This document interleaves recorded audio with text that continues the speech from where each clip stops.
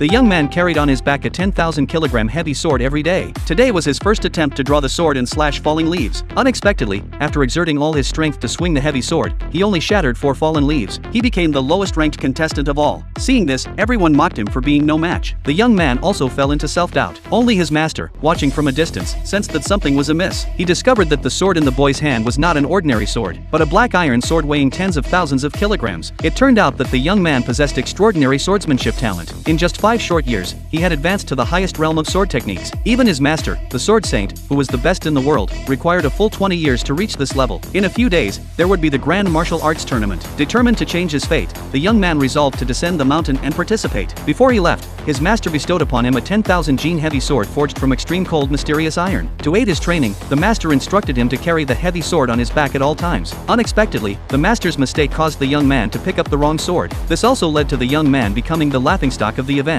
Fortunately, this martial tournament was divided into 3 stages. As long as he performed excellently in the remaining 2 rounds, he could still claim first place. This martial tournament was a disciple selection ceremony hosted by the president of the Swordsmanship Association. The winner would become the president's disciple. It was originally a contest among heirs of noble families. As the son of a commoner, the young man could only ascend to nobility by winning first place. Therefore, this battle was something he had to win at all costs. Soon, the second round of trials began. The vice president of the Swordsmanship Association released 9 sword spirits into the arena. Whoever could endure the sword spirits attacks the longest would win. The first to enter was the heir of the Yi family. Facing the 9 sword spirits assault, he retreated instead of advancing. In the end, he lasted for the duration of 2 incense sticks. This performance earned the vice president's approval. The second to enter was a wealthy young lady. She was one of the outstanding young talents of the Yi family. She immediately demonstrated exquisite swordsmanship. In just 3 incense sticks time, she repelled the 9 sword spirits. Next to take the stage was the heir of the Jiang family. He had won first place in the first round of trials. This time, with 1 strike of sword intent, he shattered the sword spirits. This was the second great realm of the Way of the Sword. Such ability stunned everyone instantly. The next entrant was the young man. The heavy sword in his hands seriously affected his performance. He only endured for half an incense stick before being driven back by the sword spirits. Once again, he became the lowest ranked contestant.